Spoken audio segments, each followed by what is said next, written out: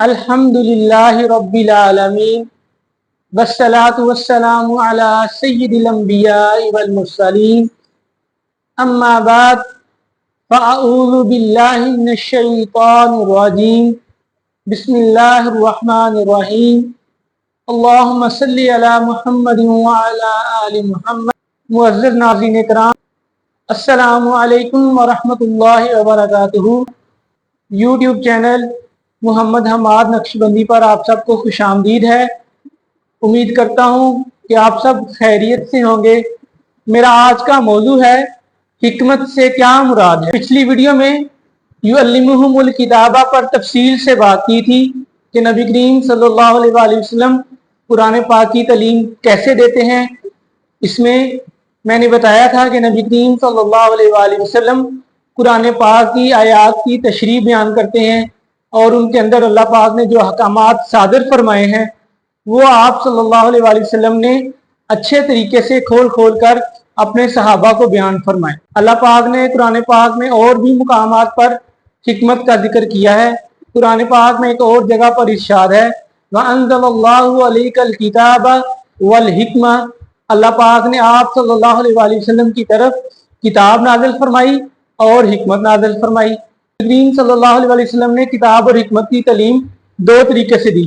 बोलकर आपने तालीम दी, नबी करीम सल्लल्लाहु अलैहि वसल्लम ने अपने फेल यानी अमल करके दिखाया। बोल की भी मजीद दो सूरतें हैं। नबी करीम सल्लल्लाहु अलैहि वसल्लम ने कुरान पाक की आयत का हवाला देकर बताया कि इसमें अल्लाह पाक ने कौन सा हुक्म जो है वो नाजिल फरमाया है।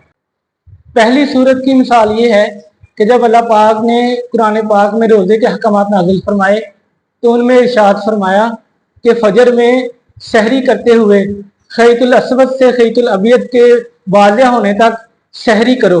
तो एक सहाबी ने अर्ज किया, या रसूलुल्लाह सल्लल्लाहु अलैहि वसल्लम, क्या खैतुल अस्वद काला धागा और खैतुल अबियद सफेद धागा है? आप सल्लल्लाहु अलैहि वसल्लम ने इरशाद फरमाया, नहीं, बल्कि खैतुल अस्वद से मुराद रात की स्याही है और खैतुल अबियद से मुराद दिन की सफेदी है। आप सल्लल्लाहु अलैहि वसल्लम ने आयत का हवाला दिए बगैर अल्लाह ताला ने जो हुक्म नाज़िल फरमाया उसको बयान फरमाया।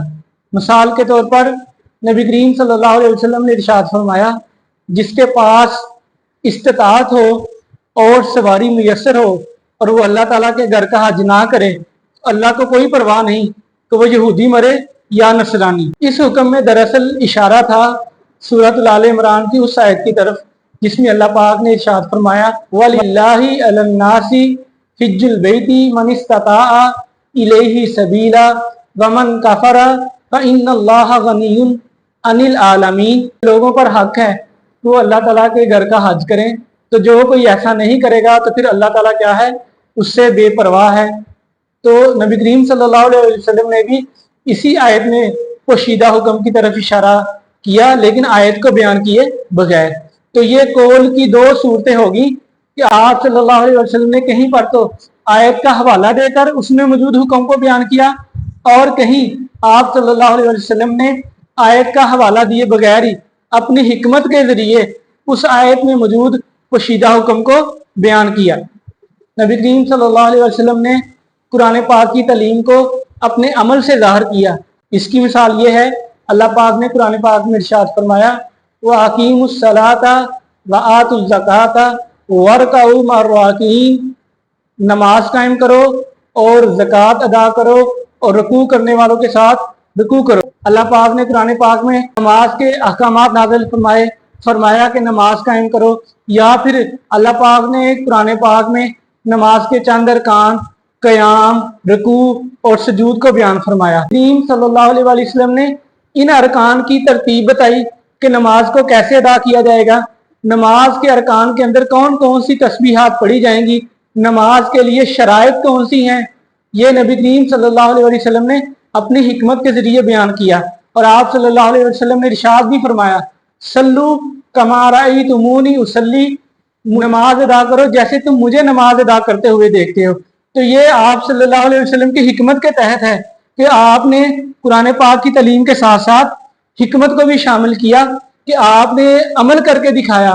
कुरान पाक में जो हुक्म आया नमाज का वो तो अदा किया ही किया, कुरान पाक ने जो अरकान बताए ان کے ساتھ ساتھ پوری نماز کو آپ صلی اللہ علیہ وسلم نے ادا کر کے دکھایا، اور یہ چیز آپ صلی اللہ علیہ وسلم کی حکمت میں شامل ہے۔ آیات سے ثابت ہوتا ہے کہ جس طرح قرآن پاک کی آیات اللہ تعالیٰ کی طرف سے ہیں، اسی طرح حکمت بھی اللہ تعالیٰ کی طرف سے آپ صلی اللہ علیہ وسلم کو عطا کی گئی۔ تو نہ تو قرآن پاک کی آیات کو جھٹلایا جا سکتا ہے، اور نہ ہی نبی کریم صلی اللہ علیہ وسلم کی حکمت یعنی حدیث و سنت کو جھٹلایا جا سکتا ہے۔ امید کرتا ہوں کہ آپ کو آج کے موضوع کی سمجھ آ گئی ہوگی۔ مزید ویڈیوز کے لیے میرے چینل محمد حماد نقشبندی کو سبسکرائب کریں، بیل آئیکن کو دبا دیں تاکہ آپ کو ہر نئی آنے والی ویڈیو ملتی رہے۔ ویڈیوز کو لائک کریں، کمنٹ سیکشن میں اپنے خیالات کا اظہار لازمی کریں، اور ویڈیوز کو صدقہ جاریہ سمجھتے ہوئے اپنے دوست احباب کے ساتھ لازمی شیئر کریں۔